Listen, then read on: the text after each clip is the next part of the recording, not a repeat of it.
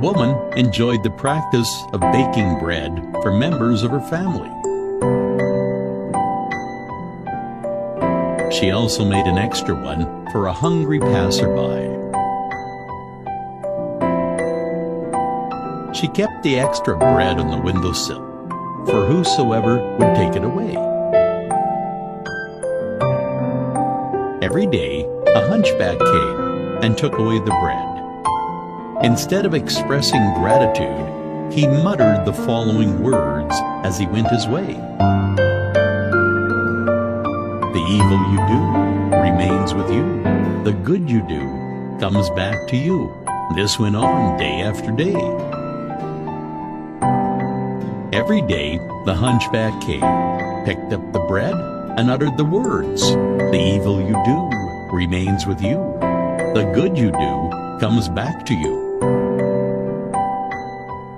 The woman felt irritated. Not a word of gratitude, she said to herself. Every day, this hunchback utters this jingle. What does it mean? One day, she decided to do away with him. I shall get rid of this hunchback, she said. She added poison to the bread she prepared for him. However, as she was about to place the loaf on the windowsill, her hands trembled. What is this I'm doing? She said to herself.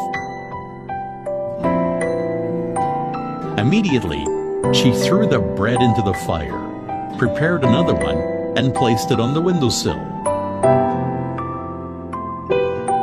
As usual, the hunchback came, picked up the bread, and muttered the words, the evil you do remains with you. The good you do comes back to you.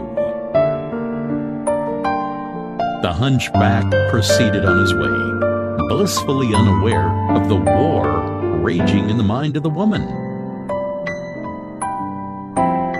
The woman had a son who had gone to a distant place to seek his fortune. For many months, she had no news of him, and she prayed fervently for his safe return. That evening, there was a knock on the door.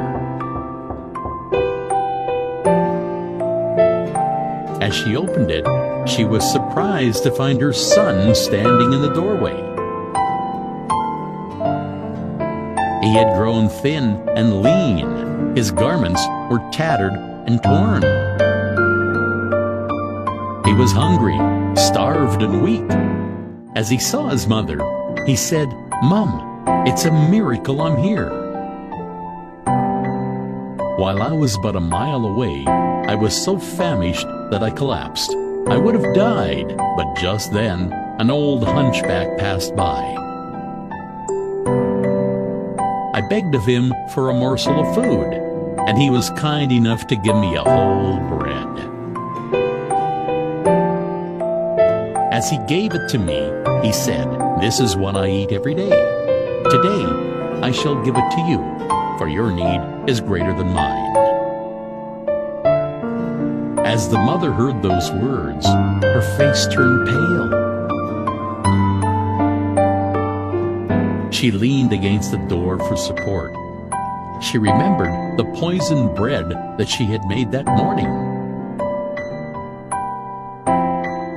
Had she not burnt it in a fire, it would have been eaten by her own son, and he would have lost his life.